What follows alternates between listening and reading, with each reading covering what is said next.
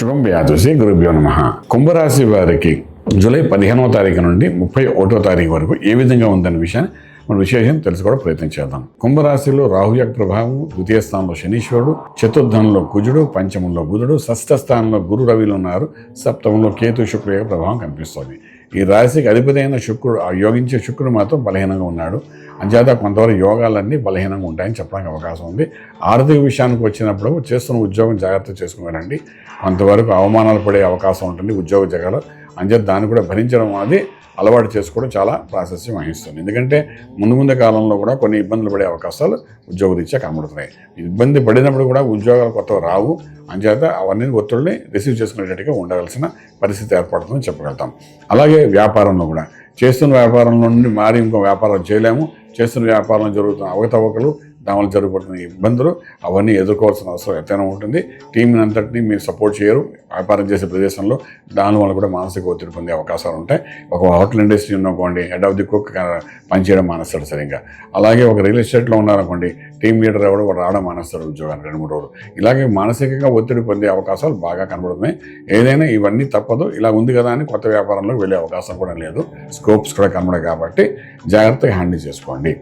అలాగే విదేశాలకు వెళ్ళి చదువుకోవాలనుకున్న విద్యార్థులకు ఇది సరైన సమయం కాదు. విదేశాల్లో చదువుకుంటున్న విద్యార్థులకు కూడా మానసికంగా ఒత్తిడి ఉంటుంది. అదే ఉద్యోగం రాలేదని. సో అది తప్పది. 15 రోజుల్లో దాన్ని మనం అధిగమించడం చాలా అవసరం పడుతుంది. అలాగే విదేశాలకు వెళ్ళి సెటిల్ అవ్వాలనుకున్న వాళ్ళు ఈ సమయం మంచిది కాదని చెప్పగలం.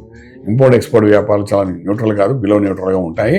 అలాగే ట్రేడింగ్ చేసుకునేటప్పుడు మైన్స్, స్టోన్స్ మీద, అదేవిధంగా విశేషంగా చెప్పుకోవాలనుకుంటే అగ్రికల్చర్, ఆర్గానిక్ ఇండస్ట్రీ మీద కూడా కొంచెం ట్రేడింగ్ చేసుకోవచ్చు.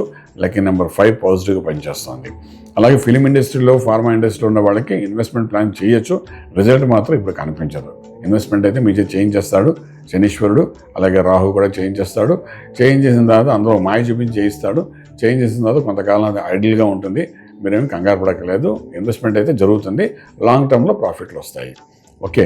అదే ఆరోగ్యమే మహాభాగ్యం ఉంటాం కాబట్టి 6 ఇంట్లో ఉన్న రవి గురువుల ప్రభావం కొంతవరకు కొలెస్ట్రాల్, థైరాయిడ్ కనబడే అవకాశం ఉంది. దానికి క్రాస్ చెక్ చేసుకోండి.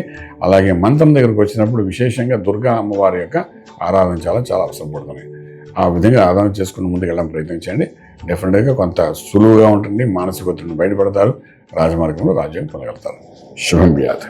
పూర్తి వివరాలకు సంప్రదించండి శ్రీ వేదమాత గాయత్రి జ్యోతిష్యాలయం, బ్రహ్మశ్రీ మంతా సూర్యనారాయణ శర్మ గారు, Srinilayam, first floor, 101, Sai Vaibhav layout, Chitrapuri colony పక్కన, కాజాగూడ, హైదరాబాద్ 500008. సంప్రదించవలసిన ఫోన్ నంబర్ 8855559147, 8855559148, 9849996644.